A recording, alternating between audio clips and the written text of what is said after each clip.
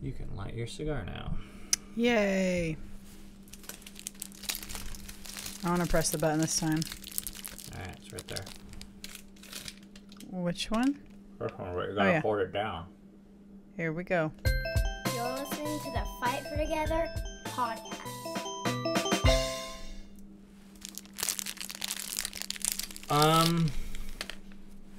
Let's start off by talking about how much you smoke. Not very much anymore. Oh my god. Not very much anymore. Not twice a day?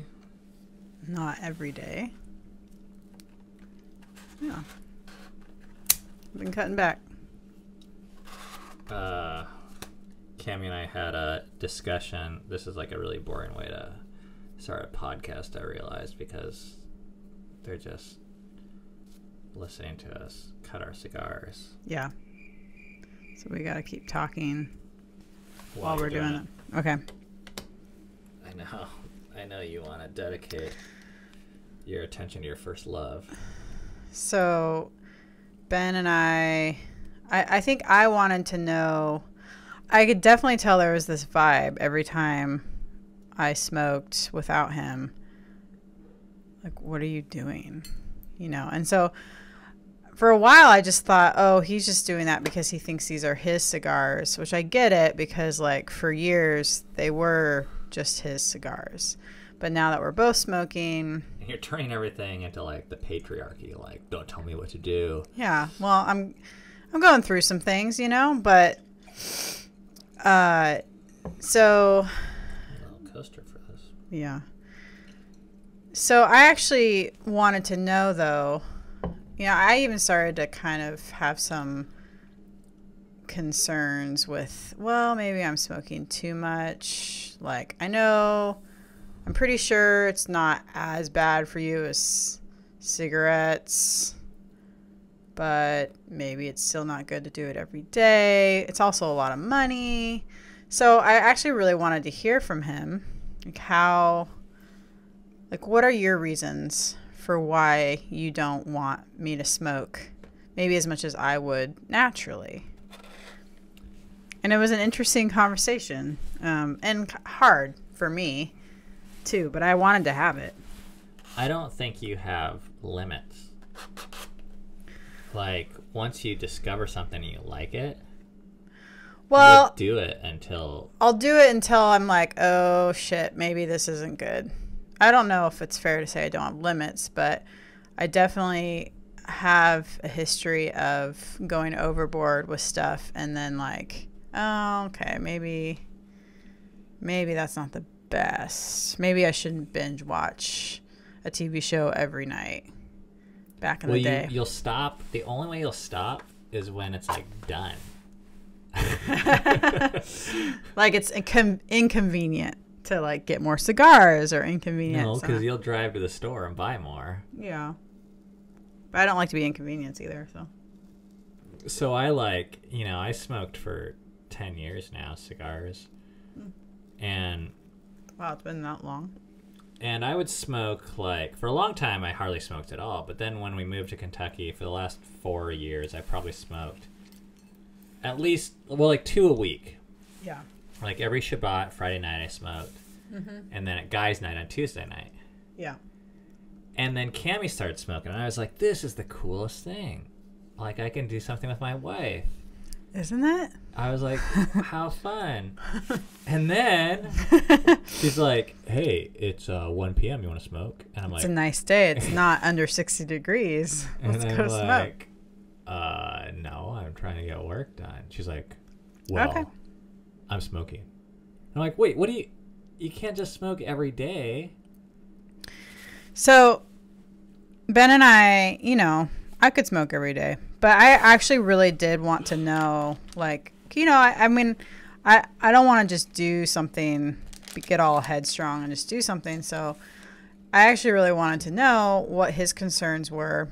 And I wanted us to make this decision together because this is both our money for the cigars. This is like our health, you know, and I don't know. I didn't want to ruin, the experience. I just feel like for me it was like a special thing, and I was like, I'm fine with even doing it for like date nights, like we're doing tonight. Yeah. But I feel like with you, it's like it's 1 p.m. That's good enough reason to smoke. Like you turn it into a everyday part of your life, and I'm like, hold on a second, is this something we want to be? Yeah. Let's try to make that decision, not just it just like happens. Yeah. Or it's happening. Yeah, so it was a good conversation. I felt like before I was probably being a little passive aggressive about it, like, yeah, because you'd pull out a cigar and I'd be like, oh, really? Those are mine. I'm like, no, they're not. But so it was good to talk about it when it wasn't like heightened. Yeah. Yeah, and so our decision right now is to smoke together 2 or 3 times, probably really 2 times a week.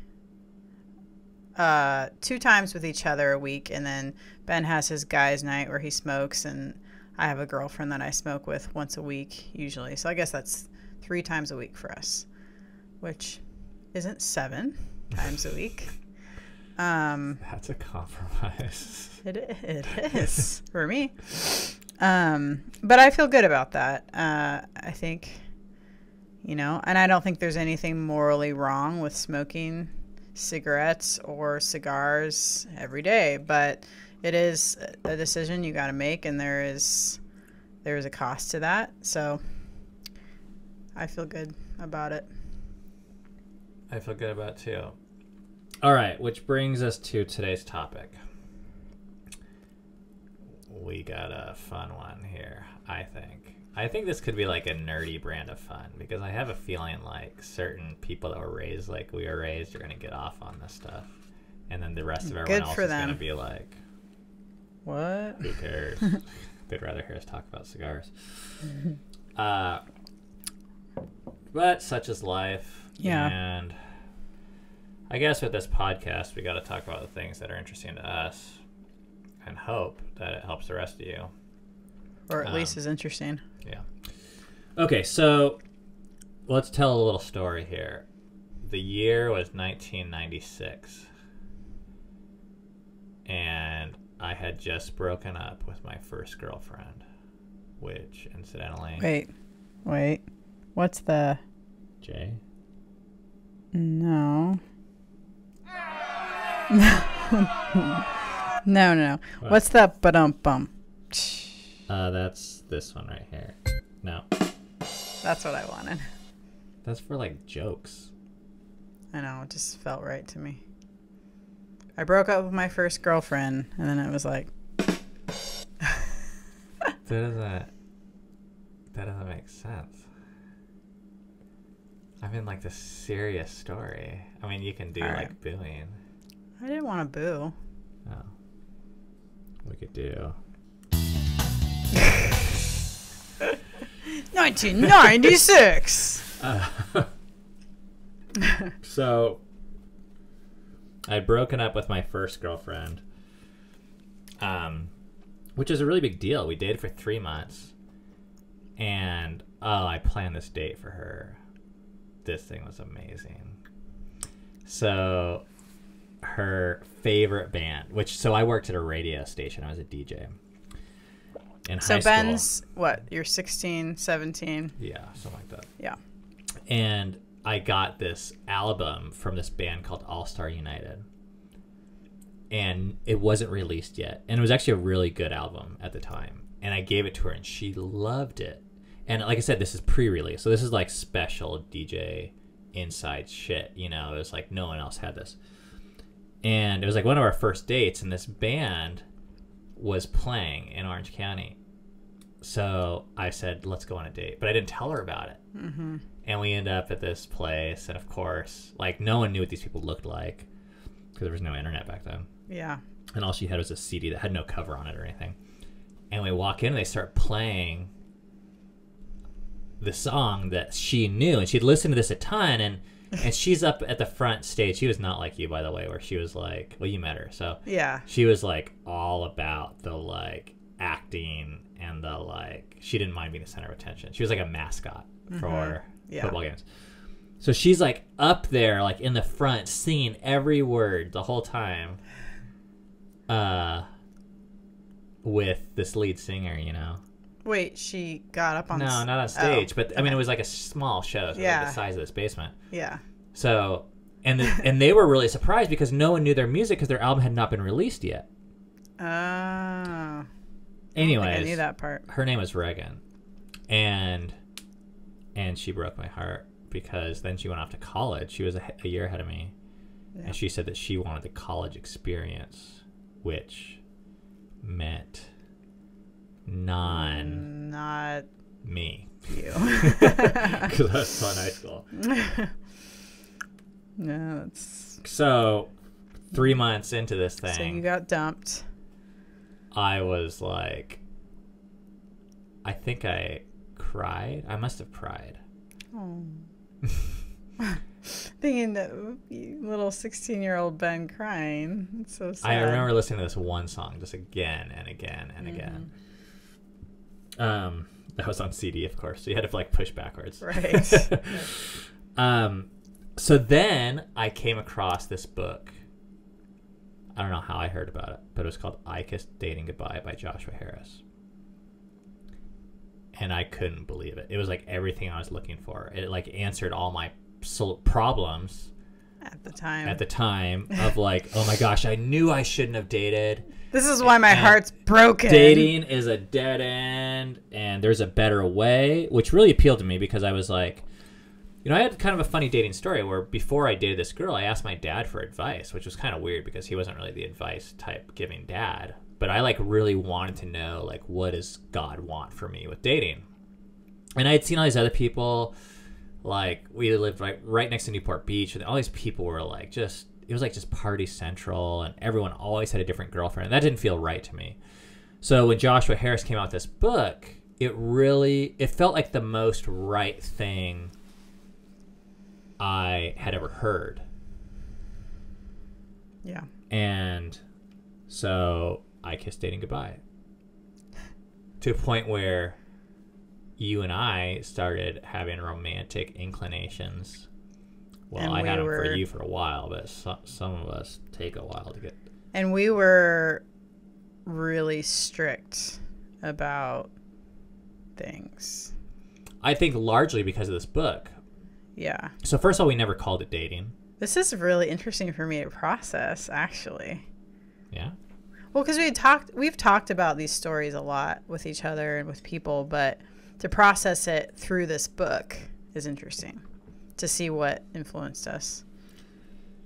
And the basic premise of the book, you know, I actually don't. I mean, it was 96, and what are we in? 2018. So it was at 22 years ago. I'm not even going to pretend to be able to represent what the book said. I more know just how it made me feel. Yeah. And it was like an anti-disposable relationship book. It was like very pro-courting. For marriage. For marriage. Yeah. So your courting was like a way to get around. So you're not dating, you're courting with the intention of we're going to get married. Yeah. Which honestly, you know, a lot of that I don't really have a problem with to this day. I mean, like I said, I haven't read the book in 22 years, so I'm not sure what it actually says, but I still feel like there's a huge problem with the dating scene as it's practiced by popular culture. So you and I, we like skipped dating in terms of the label at least. Right. But we basically dated. But we were basically dating for a number of months before we got engaged.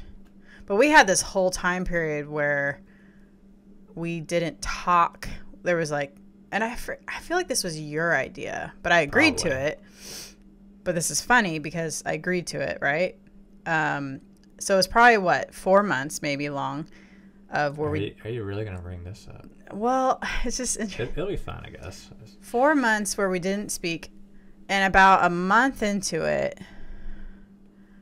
it was my birthday. Because I was in Bible college second semester, and you And I was living with my parents. I went back home. and I was thinking I could spend every night on the phone with you, like wishing I was with you and married, and miss out on the whole my college life, what I was learning in the relationships, or I could not. Yeah, I guess, like, I mean, our intentions were good in that I think we wanted to, like, clear our heads and, you know, I guess you knew I was the one you wanted to marry at that point, but I'd known it for 10 years, since we were 13. Well, okay, not 10 years. 14 or, yeah. Whatever. But 6 years. But I didn't know for sure, or I was second guessing, like, is he the right one for me? Because I was really like, oh, I don't want to screw this up. Like, I want to make sure, like, I'm marrying the one God has for me. So that was kind of my mindset. But it was my birthday, and I was missing him and wanted to talk to him on my birthday. And so I call him up, and he is like, what are you doing calling me up? Like, we agreed that we wouldn't talk to each other and have no contact. And I can't remember if I cried on the phone, but I definitely cried after I hung up, and I was just kind of devastated. And again, I agreed to it, but looking back, I'm like, that was really strict. Like, it was like this, like, lockdown, and like, that's just kind of how we thought back then, was just like black or white, you know, like it needs to be this way. And it's like, well, why couldn't we talk like once a week? You know, why did it have to be like blackout for 4 months? Anyways, apparently I still have issues with it. So I feel like if we're going to be telling funny stories, I feel like we got to talk about physical interaction before marriage, which is equally embarrassing. So yeah, definitely. And maybe we've talked about this before, but we don't talk about it much. So we had this thing where we're like not gonna kiss until we got married, so dating. So we had different levels. So dating or courting, whatever the hell you want to call it, we really barely touched each other. Like, maybe we held hands. We held hands and we tickled. Yeah. Okay. Ribs, people. We tickled ribs. Not ribbed. But then when we got engaged, it was like all hormones got loose, and we basically, short of like intercourse, we like did everything short of intercourse and kissing. that's on the lips. Right. Oh my gosh. But we're like, well, at least we're saving that. And it was just so, and looking back, it's like really funny and endearing. Oh, and so in Bible college, I had a copy of the cover of I Kissed Dating Goodbye on our door. Oh, your dorm door? Yes. Yeah. And we had a ton of shit on our dorm door. Like, I mean, it was ridiculous. But that was kind of like our statement to the world of where we stood. I mean, which was mostly me. I think it was more me than my roommate. But it was a bit of a prideful thing in that, like, oh, people are dating, we're not. Right. You know, because we have like this stricter, holier belief. Right. Okay, so married, 6 kids, fast forward 20 present years. Day. And we still haven't kissed. No, I'm just kidding. I wish we kissed more though. Yeah. Cammy's not super into kissing. Yeah, it's not. I like Ben a lot, and like I like kissing. And for it's not the beard, because some people are gonna be like, oh, well, sure. I like kissing for like 10, maybe 30 seconds, and then I'm like, yeah, I'm kind of over this now. And hey, there's days I'd be super happy with 30 seconds from you. Yeah. I think 5 to 10 seconds. Yeah, I don't know. Preference, maybe. I'm not really sure what, but fantasy world. Okay, so then 20 years later, I guess I got to tell this other story. I ended up talking to Joshua Harris on the phone. Like, what was this, 2 or 3 years ago? Yeah.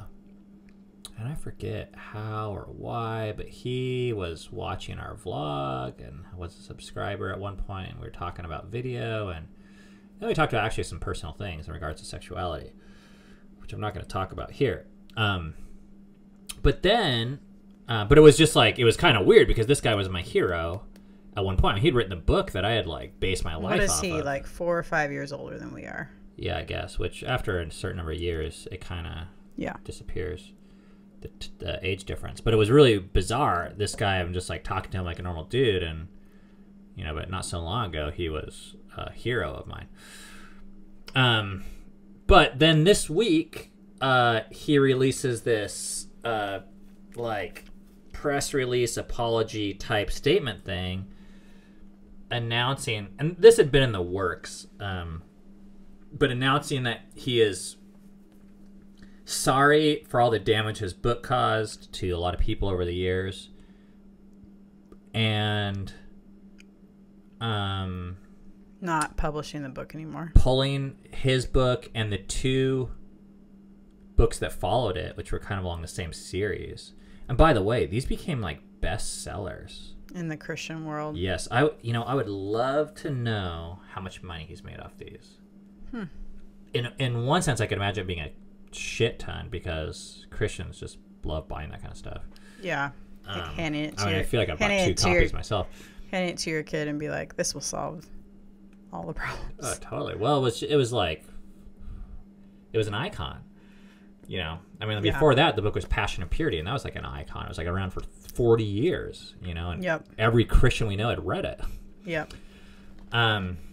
So I could see it being a ton, but then I could also see, like, for some reason, like, publishers take a lot, and it just ends up not being as much as you think. So I don't know, but he's not publishing it anymore. Mm-hmm. So, and the way I found out about this is a guy that I follow on Facebook posted this. It was a really weird connection. I was like, that's a weird way to find out about this. Yeah. And then someone in the comments was like, "Oh, makes a ton of money," and then shrugged his shoulders and says sorry. And I kind of like retorted back to her. I was like, "What do you mean he shrugged his shoulders? Like, he said sorry." What is he supposed to do? And he stopped publishing his book. Like, my hat's off to that dude for just anyone that says no to that much money or income stream or just swallows his pride in that way. And just says like, I think I made a mistake here. But he was fucking 19, 20.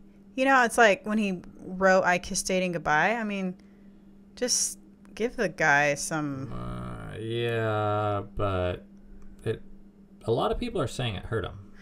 I'm not trying to discount that. I'm just saying, like, what more do you want? Well, see, that's what I asked. I said, what do you want him to do? Like, you could have him. One thing I thought of, like, people are into nowadays is you could have him, like, donate a percentage of what he made to organizations that are helping people that got hurt. Okay. But the money's spent. Yeah. So I feel like writing an apology letter, which I actually didn't read. I read paraphrased. Okay. And ceasing to publish the books, I think that says a lot. Yeah. I don't know many people that have stopped publishing a book because of, maybe there's stories out there, but I haven't heard them. Yeah. I think it's pretty rare. So, but to get on with the conversation, he then wrote this ebook that he referenced in his apology letter, saying, if you want to learn more about what changed my mind, then you could read this ebook, which he's kind of claiming is a bit of a shitty, cobbled together ebook. It wasn't like ever made for sale. It was kind of made just to from pieces of his writings while in college, I think, through papers that he wrote. Like his process, maybe? Yeah, and I forget what it's even called. I have it here. It's called Books That Changed My Mind. And it's literally, I read it in about 30 minutes, and it's 27 pages, like ebook format. So it's like 3 paragraphs a page about 6 or 7 or 8 different books that he read with like some summaries of how they impacted him. So that's what I want to talk about. I just want to read some of those paragraphs from that book and talk about it. So he starts off with this statement where when he announces that he's like changing his beliefs on these areas, people are like saying, have all sorts of different responses. Some people are saying this is too little too late, but others are saying that he was just buckling under social pressure, that he was like selling out in a way. At the time? No, now. Oh. Like there's people that still believe in that book, and are pissed that the guy, that someone that's still a hero to them, is like selling out. Essentially, is how they see it. Right. They're like, oh, the liberals have just got to him. Right. Which I can really relate to that, because I feel like our viewpoints on sexuality have changed a lot, and I feel like people, we've been pigeonholed. Their category for change is you're selling out, or you're backsliding, or taking the easy way out. Yeah. You're watering down your faith, you're becoming lukewarm, like all those kinds of phrases. Which our way forward has not been the easy way out for us. No, we've lost. And I don't think it's because we're becoming more liberal. Yes. I mean, I guess it depends on the definition. But sure. Yeah. I care about the same things I've cared about for all these years that made me who I was. I care about those things more now, not less, I think. But I'm coming to some different conclusions at times. And a lot of people don't like that. Yeah. And I sense that in him too. Like, he's pursuing God as he knows him. Right. Or goodness, or whatever he is. He's pursuing. I don't want to claim to know the guy's heart. Yeah. And now people are pissed because he believes different things 20 fucking years later. Right. It's like, I would hope that you start, that you don't believe exactly what you did 20 years ago. Okay. And he makes this comment. He says, in my work as a pastor, he's talking about when he was writing this. In my work as a pastor, I received overwhelming support from my mentors and my congregation, and failed to see how that presented me with a limited perspective. For various reasons, those people all had personal investment in the ideas of my book, which did not encourage me to reflect critically. Defending the ideas of my book became wrapped up with defending the faith. Part of my own journey in recent years has been to process ways in which I lacked courage and failed to stand up to church culture pressures and expectations. And that... I can really... I understand why that would be so hard to stand up to that church culture. But so this is the line that spoke to me. It says, for various reasons, those people all had personal investment in the ideas of my book. Yeah, that's interesting. So, what I realized was I've preached about a lot of different things over my life, and a lot of people supported me, and they're like, Ben, that is so awesome. You're so great. I love hearing that, brother. And so I'm thinking, damn, these people got my back. Like, they really care about me, and they think that I'm really a cool guy or whatever. And then my belief on that thing changes. Or it's not what people thought it was, or something like that. And then these same people, like, I look in my rearview mirror, and they have bailed the hell out. They're like, now they're talking shit about me. Yeah. They've disowned. They stopped talking. They, you name it. Yeah. This is not an uncommon story in our life. And that's when I realized that they were invested, like, me being vocal about a belief that they also believed helped them feel better about themselves while I was talking about that idea. And then when I started to change, it wasn't really me they believed in or my faith. It was actually just that it happened to overlap theirs. Right. And that was a really scary thing. I think that's what a lot of faith communities are. Oh, yeah. It's like we have a group of people around us that are all, it's kind of a echo chamber. Yeah. And it's this illusion that, we all really love each other and support each other. But then it's like a house of cards, because as soon as something changes.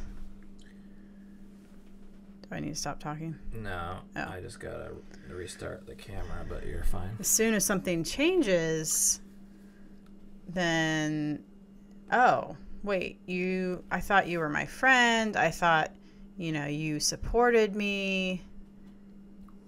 And you realize, oh, this was just like a fan club, not, a true friend. Yeah. And they were more committed to staying the same than they were to following a natural growth pattern of us in this case. Right. So he's kind of just pointing this out, that when he was younger, 21, all these mentors in community are all scratching his back and applauding him and saying, dude, we're so proud of you. Yeah.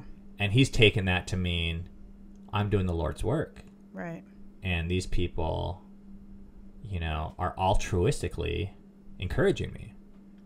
When maybe a lot of what they're doing is saying, you're making our tribe look good and stronger and giving us some ammo here. And I feel... And you better keep on keeping on, because the second you stop, we'll bail on your ass.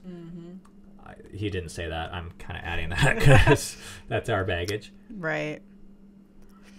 But he says, Yeah. what eventually happened, and I'm quoting this again, I could no longer write off criticisms of my book as angry people or people who don't like God's standards, because they had so much resonance with the stories I heard in my own church. So he goes through some adult periods where I think he sees people kind of getting crapped on. And then, he's gotten backlash from this book. Not so much in the beginning, it doesn't sound like, but maybe the last decade especially, he's heard stories, and he used to just write off these stories. And be like, oh, these are just, there's always going to be haters. Right? Haters going to hate. Yeah. But he started paying attention to those people, those stories a little bit more. And be like, well, maybe they're not just haters. Yeah. And he also used these other phrases. These must be people who just don't like God's standards. But he's like, oh, maybe these people actually do like God's standards, but they're actually impacted in a negative way by something I wrote, so that I should be a little more reflective and look at what I wrote, which was a new thing for him. Or do I hold the key to what God's standards really is? Like, do I know exactly what God's thinking? And I don't know, when you start not being so sure of yourself. So in our own little journey, we got our ass kicked a bit by some community that we had been involved in for a lot of years. And I actually want to tell that story sometime here. It's just, not today. Need a little more alcohol. And Kimmy needs 2 cigars at once. And as soon as we were no longer a part of this community, which sucked, by the way, let's just say that. But the good news was I started looking at all the other people that had been kicked out before us, that we had been a part of kicking out. Or at least didn't question. Like, I was like, oh, second. those people must not care about God, if they're not a part of it. And I started to see all of them very differently. And I started to wonder, oh my gosh, maybe they were, like, maybe they deserved it, and maybe they just didn't fit in anymore. Maybe in a lot of ways they were just like us now. Absolutely. Yeah. Because we had written all of them off. And I went through this process where I'm still in it, I guess. I'm like trying to figure out how to unwrite people off that I had written off. And it's been great. I've had to apologize to some people. Yeah. But it's made for a bigger world, because before it was us and them. And if you were not in the group or parroting these certain phrases, I felt like I knew all about you. I was like, oh, well, if you're not this, then you're that. And so he's saying that this caused him to question that too, which I think is cool. Yeah. So I can relate to that. So I guess this is the punchline, though, in terms of his big apology. And, he apologizes for how it hurt people, but in terms of saying what's actually wrong about the book, he doesn't say a whole lot. that I could find. And actually, like I said, I didn't read his I read his abridged apology letter. This is all from the ebook, which I'll post the links below. But he says, I can see how the book's approach set standards and implied rewards that were not drawn from Scripture, often inadvertently instilling fear, guilt, or a sense of unfulfilled promise. So, set standards and implied rewards. And actually, that wasn't the line I thought I was reading. Because somewhere it says, maybe it's later on, but it said it was like more overly specific. But I guess the thing that stands out to me here is that inadvertently instilling fear, guilt, or a sense of unfulfilled promise. Now, the fear and guilt, I actually, now that I'm reading this, I find it hard to believe that it says inadvertently. What does that mean? Inadvertently means like not on purpose. Oh, yeah. Okay. It's not on purpose, instilling fear and I kind of feel like it was on purpose. Yeah, so that you didn't cross the line. Yeah, because those fear and guilt are the primary tools often used to convince people to follow a specific behavior. To be a specific, to follow specific morality or... Yeah. Yeah. Mm-hmm.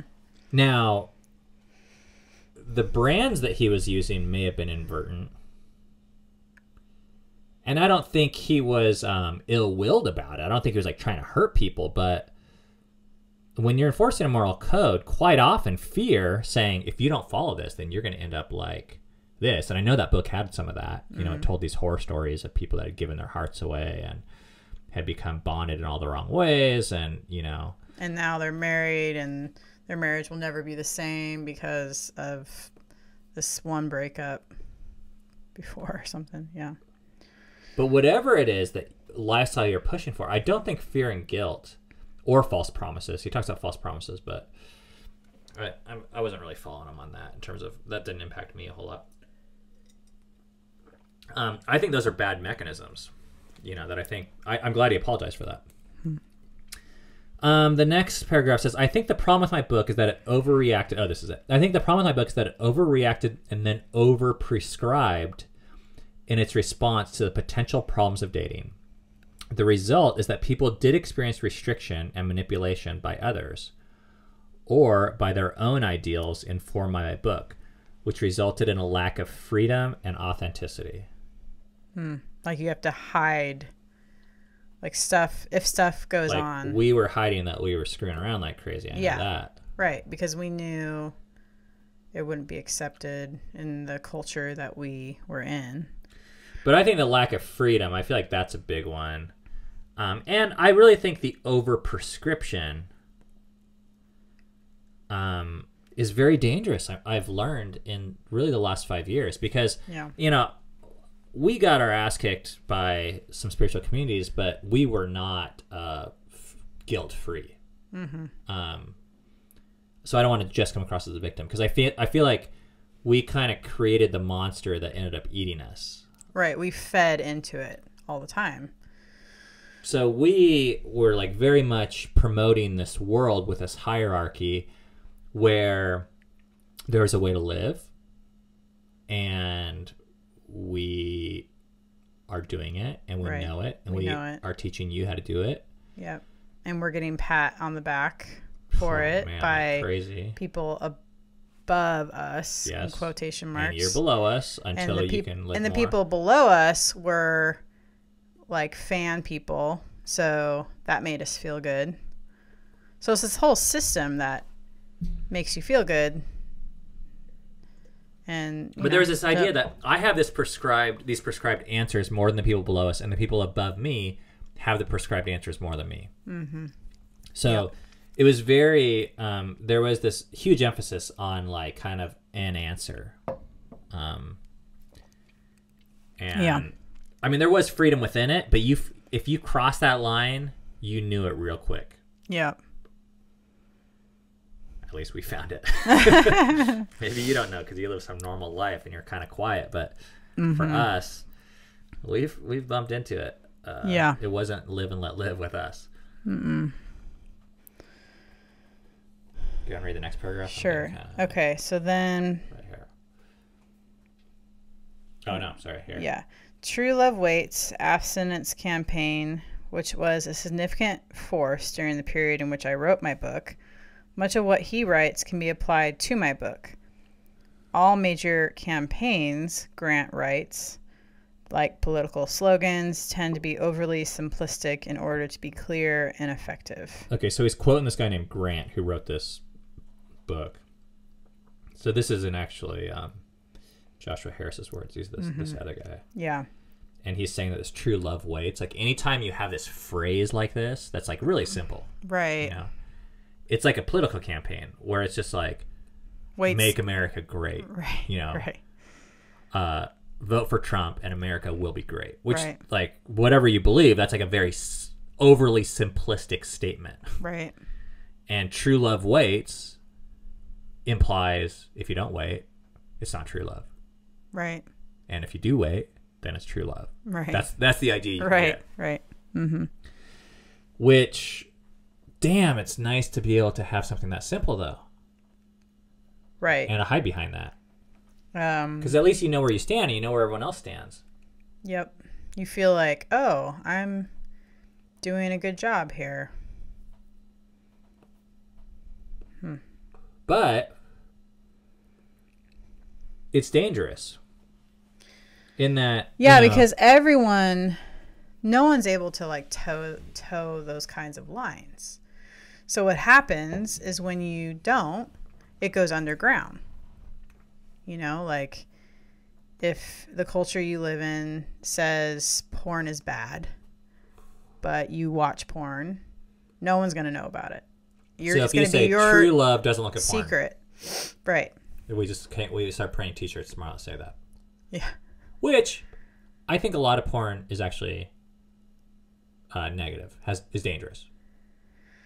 So right, but to say porn, all porn for all people for all time is dangerous and wicked.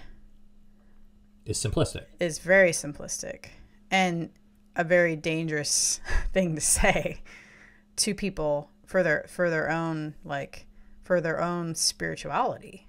Which, by the way, even if you're of a biblical background, the Bible doesn't say true love waits.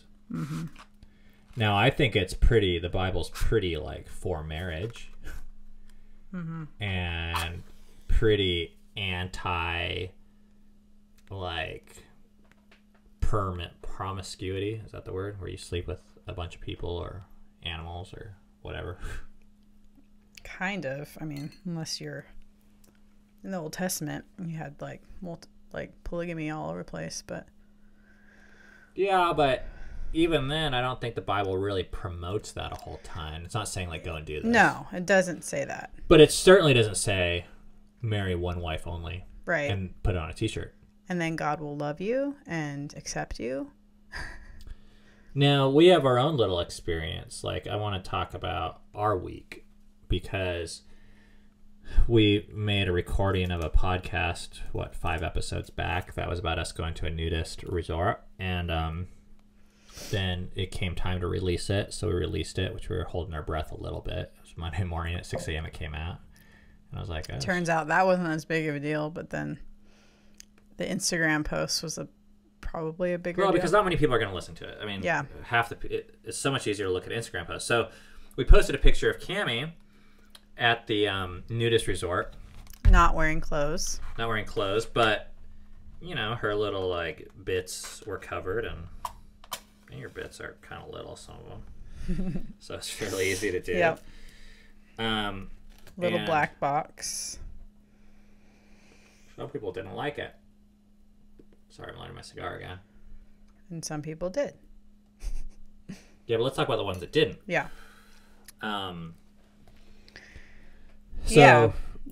First of all, you pay attention to our subscribers, like. Yeah, I think so. In Instagram world, they're called followers, oh, yeah.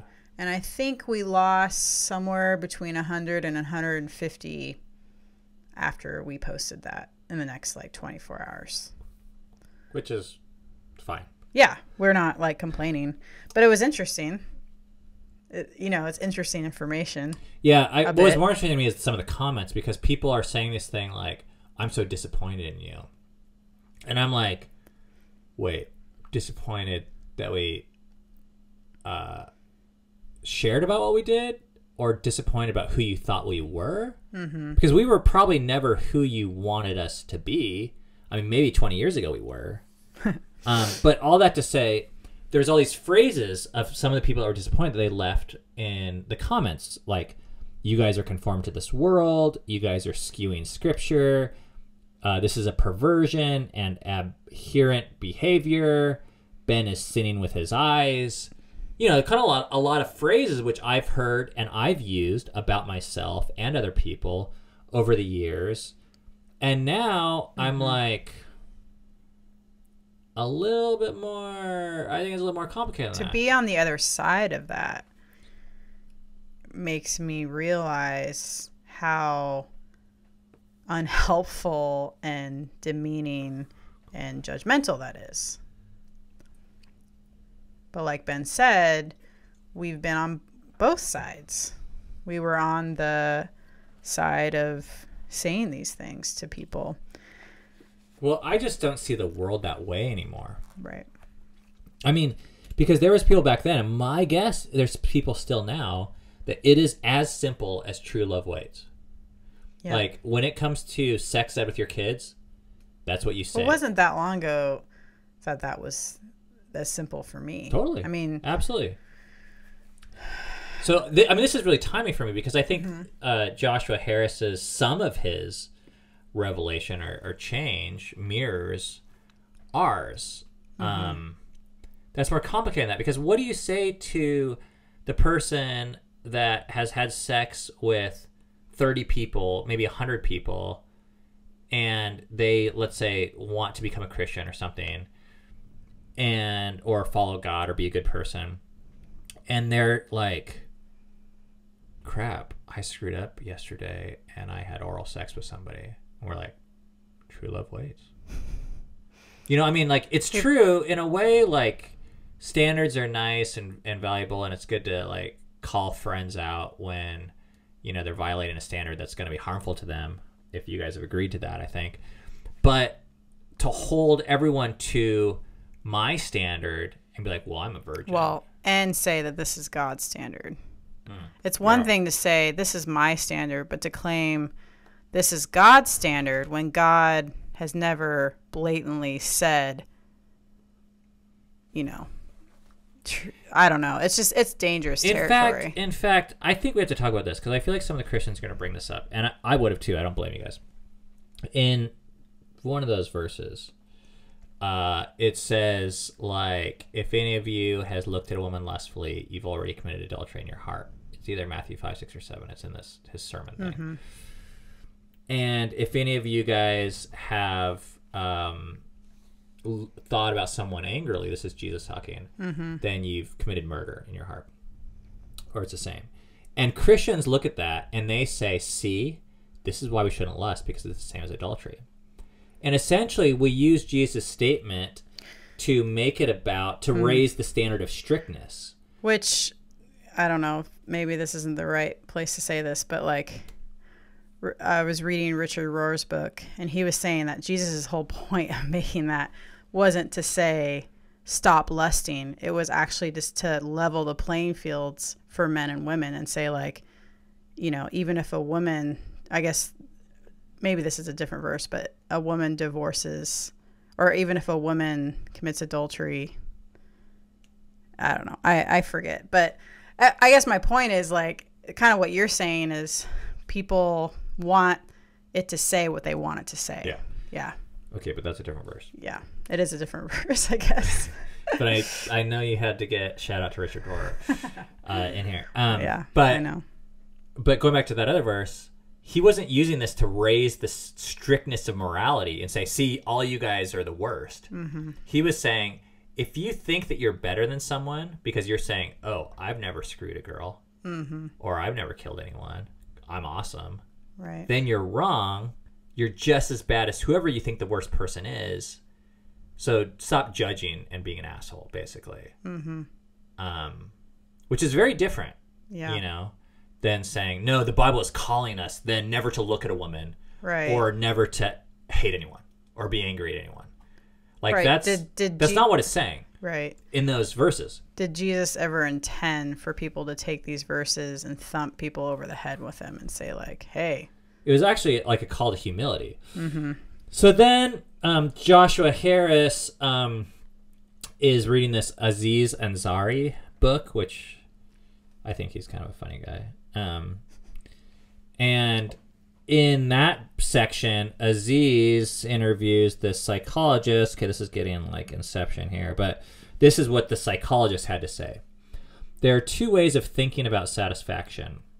One is the passionate, compassionate love, hedonic view, that the best life would be the one with the most passion in it. The other is a narrative view, that the best life is about building a story. If you take a narrative view, there are different ways to accomplish at different stages of life.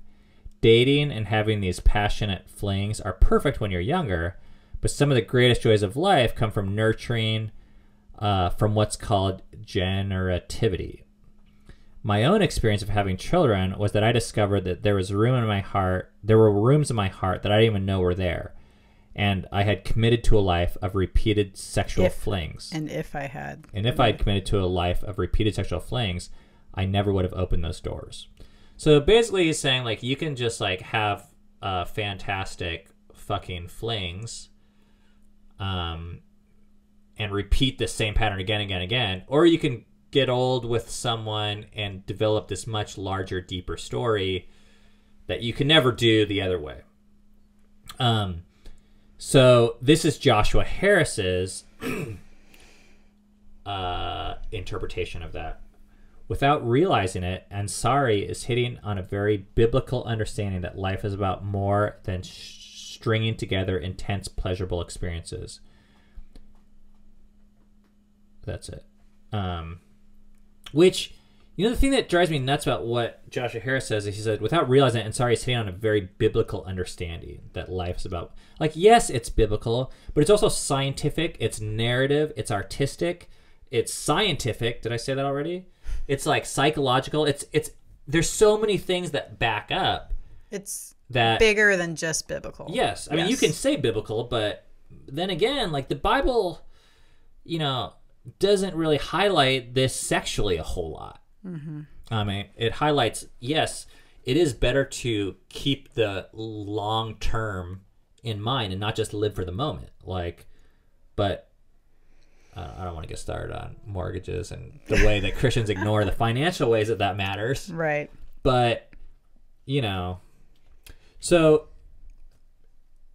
but this is what I wanted to say about that, is I really like that Aziz mentions this and highlights it for being true, and we believe it's true. I think our relationship, I've had moments in the last year where I wonder, man, it would be kind of fun to, you know, bang some young chick and live in that dating moment and, like, not know if you're gonna, like, take a girl home or how far you're gonna get. Like, that, I think that's, like, really fun. Those, like, dating, honeymoon, it's like pre-honeymoon, I guess, hunting, passions. Right.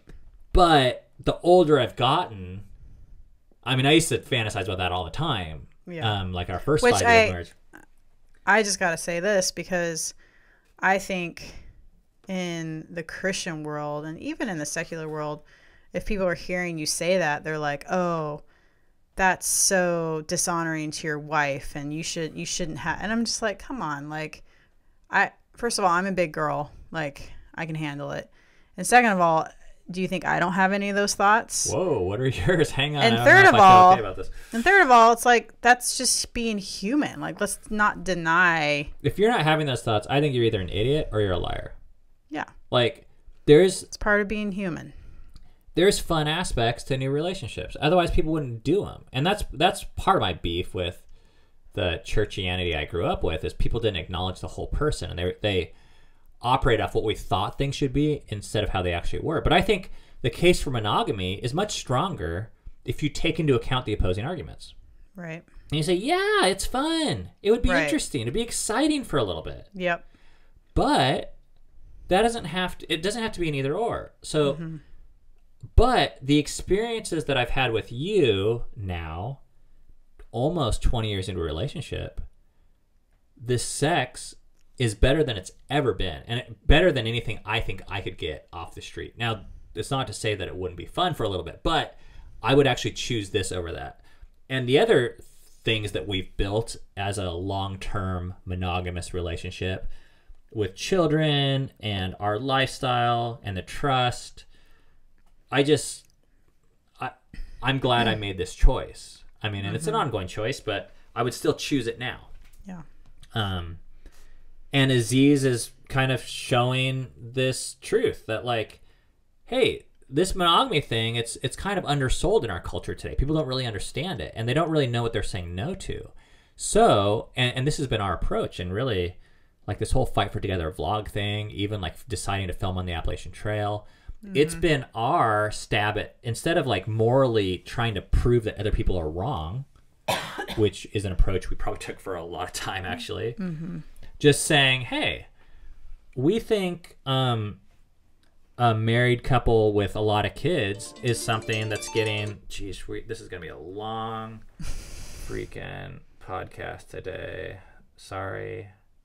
Not sorry. Instead of trying to prove on moral grounds to people that they're wrong because I'm not, my code doesn't allow me to have fun with young chicks. We've chosen to show people what our life looks like because I think it kind of kicks ass. And I'm not trying to take credit for like being super awesome.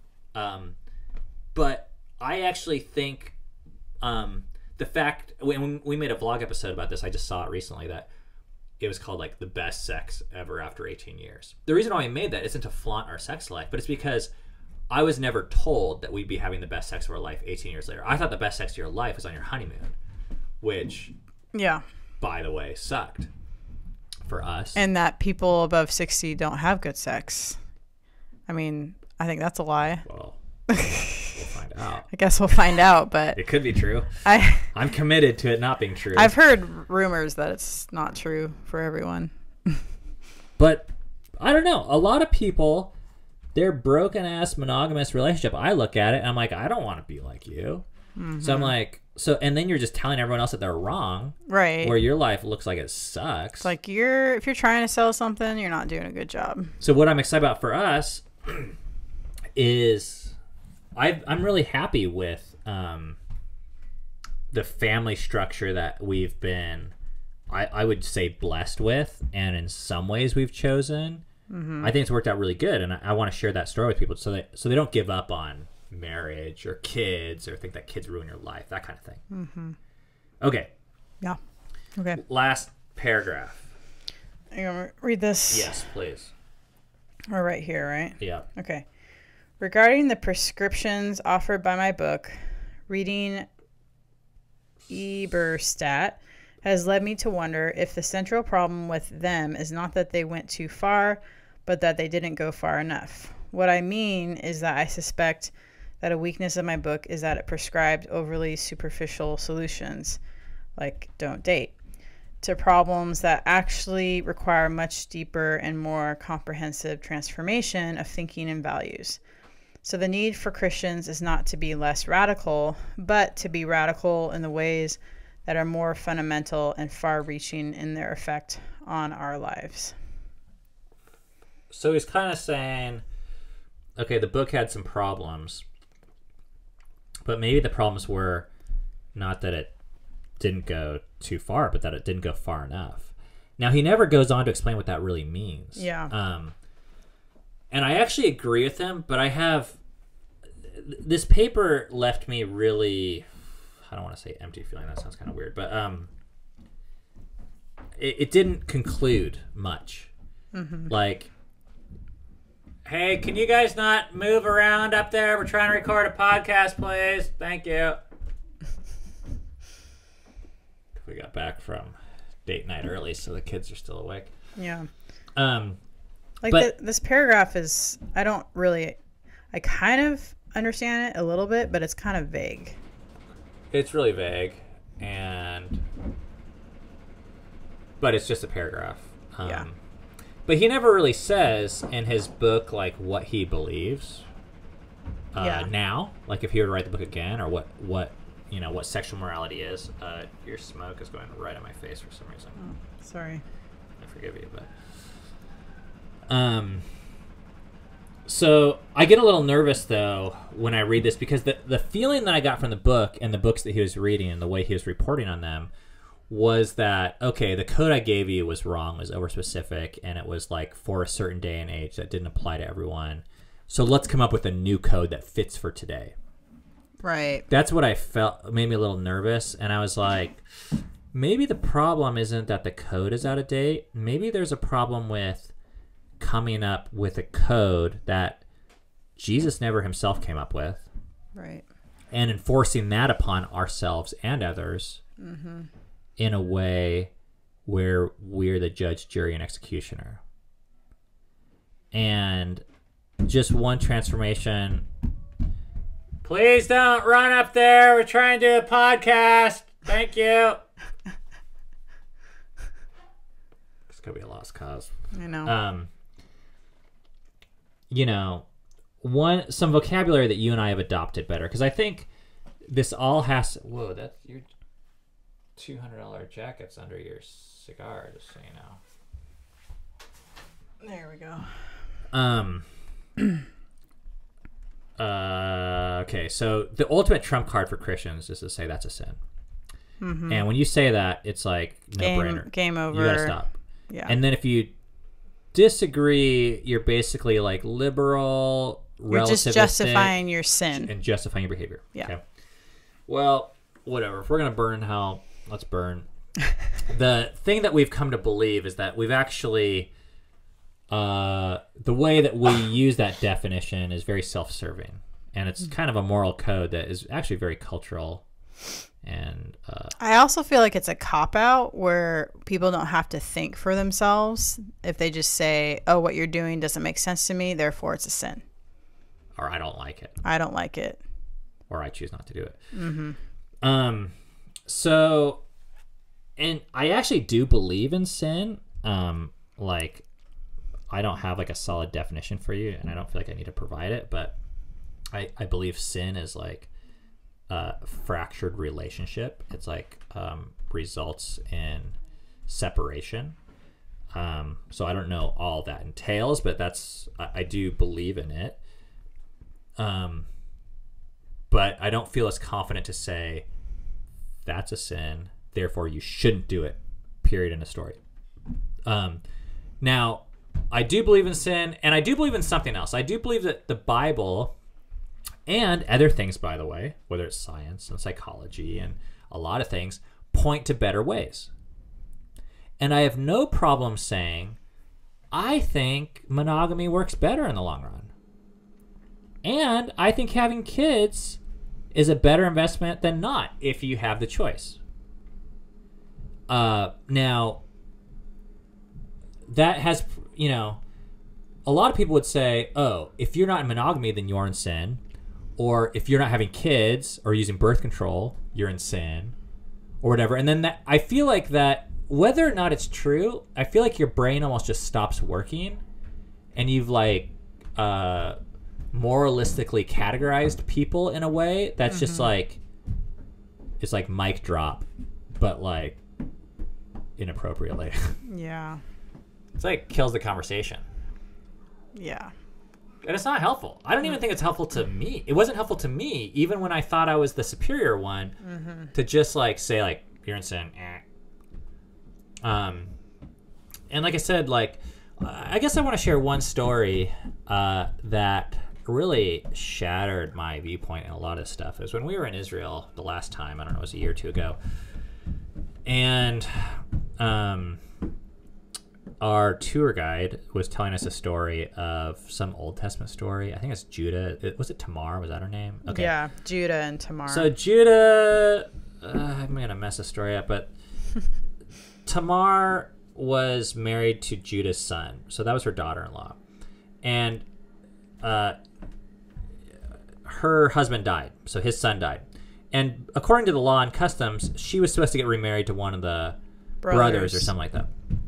And none of the brothers will do it because it's like bad luck, or they think that they're going to die. She was like some sort of Black Widow or character or something. Yeah. So she takes off to go to her Philistine town, which was like kind of bad part of town. And when he's traveling through, and this is in the Bible. Well, hold on. I think he promised her to the youngest son. But then he didn't follow through with it. Okay. So then she goes to her town. She goes to her hometown. And then the dude is traveling through Philistines. This is Judah now, who's like one of the 12 tribe leader kingpin guys. And homegirl dresses up like a prostitute. And he has sex with her. They have sex. And he doesn't like have something to pay with, so she jacks his stuff, like his ring and cloak or staff or something. He gives her his staff, and then which is the equivalent of a passport. And then she bails. Yeah. So he's like hanging there with his dick out of his pants with none of his stuff. So he just goes back home. Then they find out she's pregnant. Okay, with his kid, his grandson. But all they know is she's pregnant. Yeah, they don't know because she was dressed up, right? Yeah. So then they're like, okay, sweet, bring her into town and we'll stone her because she's obviously been sleeping around and she wasn't supposed to be alive. Yeah. We're gonna kill her. Yep. Makes sense, right? So then she shows up and then he's like, all right, we're gonna kill you. And she's like, wait a second, you want to find out who was screwing me? And then she brings out his stuff and he's like, fuck. Right. I have this is your child. So then, as the story goes, there's a lot of ways this could go. It could be like, okay, you bitch of a whore that, lied and deceived and prostituted yourself. Still gonna die. Like, you're the bad guy here. We should kill you. But no, that's not how the story goes. And that's not even like God didn't strike her down with lightning or anything. As the story goes, Judah realized how bad he had screwed up. And he said, meaning her, Tamar, you're more righteous than I. Which is weird. And our tour guide's explanation of this, because this was a Women of the Bible tour, by the way. Our tour guide's explanation was that in God's eyes, Tamar was more righteous because she was believing in the promises of God. And God, what he is excited more than anything is like, we're his kids, and he wants us to trust and believe in his inheritance, that he's going to give us his kingdom. So, and sorry if you're getting lost here, but this was like a really informative story to me because so Tamar was living into those promises. Like she was saying, I want to be a part of this family that God chose, and I'm willing to prostitute myself, like sneak around, lose my dignity in order to do this. And she probably knew, like, she was probably very likely going to get killed too. And she probably knew she was going to get pregnant. Like our tour guide was like, women aren't idiots. Right. I think she knew what she was doing. She wasn't like, oh, dang, I got pregnant. Right. Forgot my birth control. So, but at the time, all I could think about was like, oh my gosh, if I was judge, jury, and executioner, morally speaking, I would have been like, she's a prostitute. Prostitution's bad. She deceived me. And then she slept with her father-in-law. Yeah. Like, that was wrong and bad and all that. And I wouldn't have ever been able to see past that. Right. And that's just the tip of the iceberg. There's so many people in our life where the communities I grew up in, you categorize people as like virgins or not. Mm-hmm. And this is like a lot of the stuff we've been reading about and what Joshua Harris is responding to is like this kind of like purity culture movement or anti-purity culture because there's like what the Bible says about holiness, but then there's this whole like culture that got created around it, which is, I don't want to say it's bad, but I don't think it's good either. And when you're confusing it with what the Bible actually says, and it's creating all these outsiders and shame for people that don't fit into it, it actually, I think, is very dangerous. Yep. That was a long freaking story. I don't know if that was worth it, but for me, it just made me realize, oh my gosh, I don't think I know what the Bible says anymore in terms of the things that were the most important to me, which was saving sex for marriage or true love waits. I mean, I knew that phrase. I had it memorized. Or don't have sex outside of marriage. Yeah. I was like, okay, I think some of that stuff's important, but maybe it's not, like, I don't know what level, how important it is compared to, like, Jesus had all this time on earth, but he didn't really talk about that kind of stuff a whole lot at all. Yeah. Like, are we majoring on these minor things and forgetting the actual important things? Okay. We got a phone call, which is kind of exciting, related to this topic. I need to play our little phone thing because I don't get to very often. Here it is. So I read I Kissed Dating Goodbye when I was 13. A friend of a friend had kind of passed it around our group of friends. I grew up in downtown Seattle, so it wasn't anything that was like part of the culture I was in. It wasn't like I went to a conservative youth group or had even like biblical beliefs at the time. So to me and my group of friends, it was a really interesting book that kind of almost introduced us to like looking at the way we lived and how our friendships and the going out culture we were part of, where everyone just dated and dated and dated until college.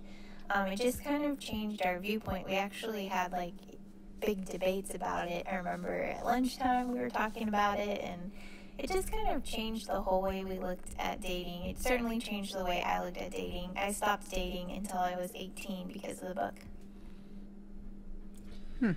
That's Heidi. I don't know if she got cut off there, but I would have liked to have heard how she feels about that now. But it doesn't sound very negative. Yeah, it's interesting that it didn't sound like a negative thing for her, unless we didn't hear all the story. But. And, you know, I don't blame Joshua Harris for this book for my kind of jacked up viewpoints. I think it was reflective of the culture, what I was looking for. The culture we were already in. Yeah. Yeah. But I think hearing Heidi leave that message is a valuable reminder for me, and this is kind of where I want to end off, is I'm glad Joshua Harris is coming clean, so to speak, and apologizing and making right the fact that he's grown and changed and doesn't believe that anymore, and is willing to own up to some of the negative impact that message had.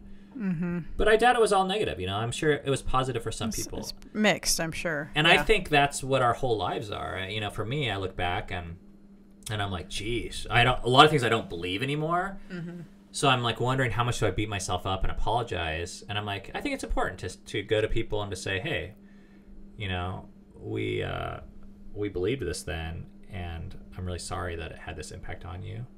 But I think it's just as cool to be able to say, isn't it cool I don't believe that anymore? Like, we've changed, we've grown, we've moved past that and built upon it, you know, because maybe a lot of that book existing is why we're even here now, you know, even if we don't think it's the truest thing anymore. Mm-hmm.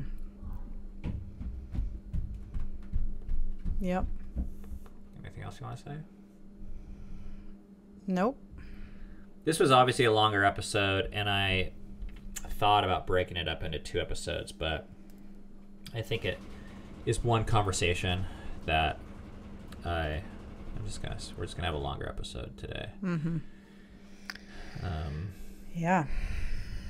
But plenty to talk about in this area, and I feel like I should like say something to you guys, the listeners, about your experience and how I hope that you're able to apply something in your life or something. But I don't have anything to say, actually. So what am I supposed to read here off our little paper thing? I was on that other thing too. You don't have a prescription for people? I can make one up. Don't have sex less than once a week. Okay. If you think that this was helpful to you, and if you think of other people who you think this podcast would be helpful to them, if you could maybe consider sharing it with those people. We don't put really any emphasis on advertising this thing. Although I did tag that YouTube video with nudism or nudity or something like that, and it got 15,000 views, which is a giant pain in the ass because you know, it just brings out like people that are probably looking to see naked chicks, but they really get you and I talking, and I think they're disappointed. Like, sorely disappointed. So the next podcast we should record with our clothes off.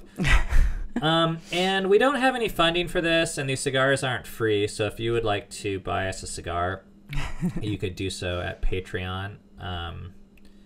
Or if you want to fund this podcast, then you're welcome to do that. If you have any questions or comments that you'd like to leave for future recordings, you can do so on the Anchor app.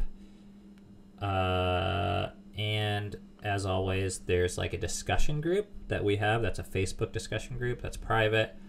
And it's not working. People aren't really discussing much, but I feel like there's so much potential after these types of episodes for people to share their stories and really get into some of these things. Because my guess is not everyone believes So if this. anyone has any tips on how to make that The work discussion group not better, suck, we'd be open to that. But yeah. I really would like to see it, if it's helpful for you guys, for have this be the conversation starter, not the beginning and end. Mm-hmm. But whatever. Okay. Cool. That is all. Thank you for listening to Fight for Together. We'll see you next time.